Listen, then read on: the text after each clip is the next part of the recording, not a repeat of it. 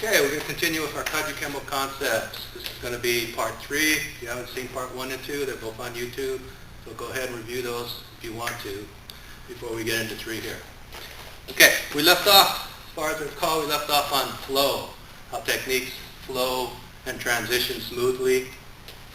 Right now I'm going to talk about hand strikes that in combination flow smoothly. Just take a bite. Okay, Kajukenbo, we're going to see the typical karate strikes, back knuckle strikes, thrust punches, snap punches, but then you're also going to see boxing type strikes, hook punches, uppercut punches, and you're going to see Filipino cutting techniques, which are going to be in a cutting motion.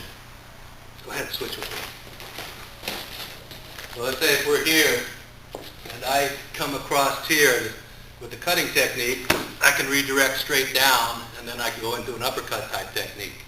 So it's going to flow more. If I do a thrust punch, basically, I can continue doing thrust punches or kicks or something like that, but it really doesn't flow real good for fighting in tight inside somebody. Okay? This type of technique lends itself to more flowing hand movement or rapid fire hand strikes. Okay? So when we talk about the different techniques in Kajukenbo hand strike wise, you're going to see boxing techniques, karate techniques, Filipino eskrima type techniques, and kung fu techniques. Okay, one more type of hand strike that we use in Kajukenbo comes from kung fu, is basically what they call windmill techniques, where you're using the centrifugal force and speed to make the strike. Your elbow basically is staying straight. All the rotation is coming from the shoulders. Okay, you do palm heel strike, do hammer fist strikes. You can do it with chops. An example would be like this. 1, 2, 3, 4. Okay? So what happens is, as fast as you can rotate your shoulders is as fast as that technique goes. Okay? So to break this down even more, you're going to come here, you're going to take the palm and crack the ribs, go through, come back to chop, hit the back part of the ribs, knock down with palm strike, drop the body weight, do a hammer fist on the back of the neck or somewhere along the spine here. Okay? But the only thing that limits your speed is how fast you can swing your arms. The faster you can swing your arms, the more you can put body momentum into it, and body weight, if you're going downward, the more power you're going to get through it. So if he punches here, drop the body weight on the downward strike. Okay? It's almost like a spring motion. Here, springs back.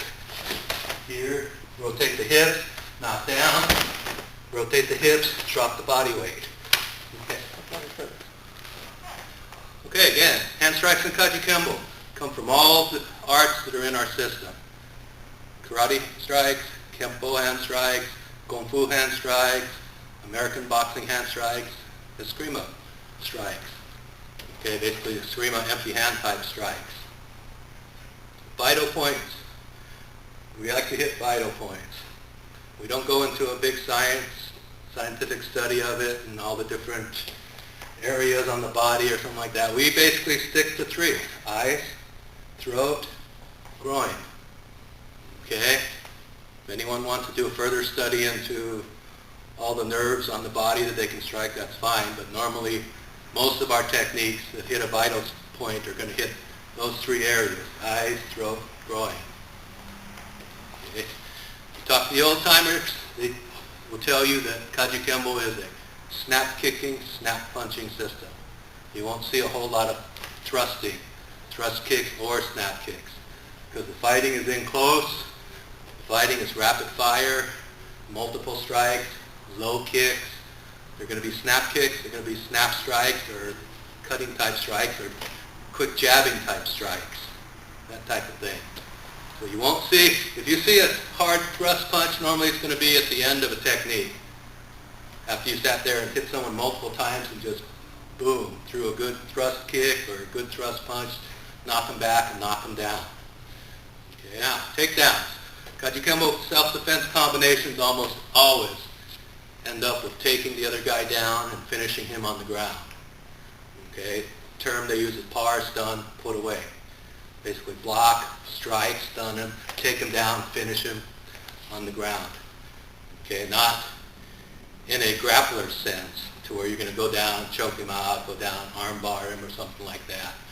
But you're going to go down, take him down to the ground to where you can strike or you can kick, knee drop, that type of thing. Okay, when we do takedowns, we primarily, say you take a fighting stance. We're in here punching in tight with each other. If I do a takedown, I may grab here, push, pull. I want to rotate him off balance. I also want to keep him in tight to me. So if I hit here and I step, I want to keep him in tight to me. Okay? Now, go ahead and shift, see where you're at here. This is where I ended up when I take him down. I want my knee here, I want this leg up so I can come up anytime I want. I want him on his side there so he can't reach over with this arm. My knee here is pinning him on his side. Feet flat on his ground, flat on his back, and we're both either in a grappling situation or we're both hitting each other. And he can fight with both arms from there. He can pop up with his legs, everything out. So when I take him down, I want to pin him here with my knee. Okay? That arm can do some movement, but not a whole lot. He might be able to elbow or something like that. Okay, this arm's not going to be able to reach over and do anything. He's going to be exposed here, the groin. He's going to be exposed here and here. So simple hand strike combination. Once you've gotten to this point, it's just groin, either bridge of the nose, neck, hammer fist. Okay, what's going to happen here? This strike here is going to open up the throat. If the throat's already open, then hit him in the throat. But again, we're going to see 1, 2, 3. 1, 2, 3. Okay? This groin strike, without the cup, obviously, is going to make him sort of arch a little bit. This strike's going to hit him. This strike's either chopping or bottom fist strike. Kajukenbo, we see a whole lot of bottom fist techniques. Hammering type techniques. Again, it comes from the Eskrima influence. It's also good for a smaller person, smaller hands. Not going to break the bones in the hands or anything like that. A very powerful strike. Okay, again, we take him down this position. We want him on his side. We want to take that arm out of the fight. He can't reach over. He can't roll over on me. I don't want to bend over because he can grab me here and then roll that away and take me down. I want to be sort of, like they say in karate, good posture. Have my spine straight. If I want to get lower, I bend my knees, which is basically one of the basic fundamentals of good stance work, is to have good posture. If you want to get low, you bend your knees. You don't bend over and take your balance off the center of your body. Okay, so if he ends up here, this is where I want to be. Groin strike, bang, bang.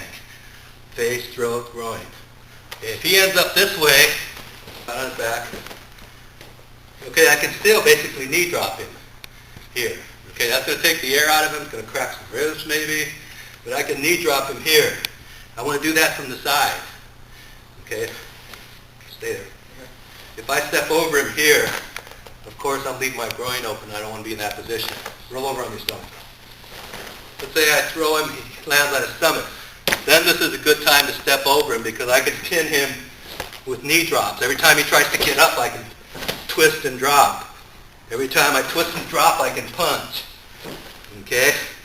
There he can do absolutely nothing on his stomach. Legs can't come up and do anything. Hands really can't come up and do anything. But again, roll over on your back. This is not good. I'm sure everybody knows that's not good because someone did that to me. The first thing I did is punch him in the groin. Okay, stop. Okay. So takedowns we do most of the judo takedowns. We do throws, shoulder throws, hip throws. We do the foot sweeps. We do the jiu-jitsu type arm locks and takedowns, basically outward, wrist locks, arm bars down to the ground. And then on the ground, we do train to at least know how to neutralize a grappler. So we'll know how to do arm bars, we'll know how to do rear naked chokes, we'll know how to basically sprawl, we'll know how to work the guard, all those things that a grappler will do if they do take you down. We're going to try not to end up in that position, but it's also stupid not to learn how to fight in that position. And that's something that most of our schools are going to do, is they're going to ground grapple, get used to being comfortable down there, and then have that as a backup weapon if you do get tackled and taken down to the ground.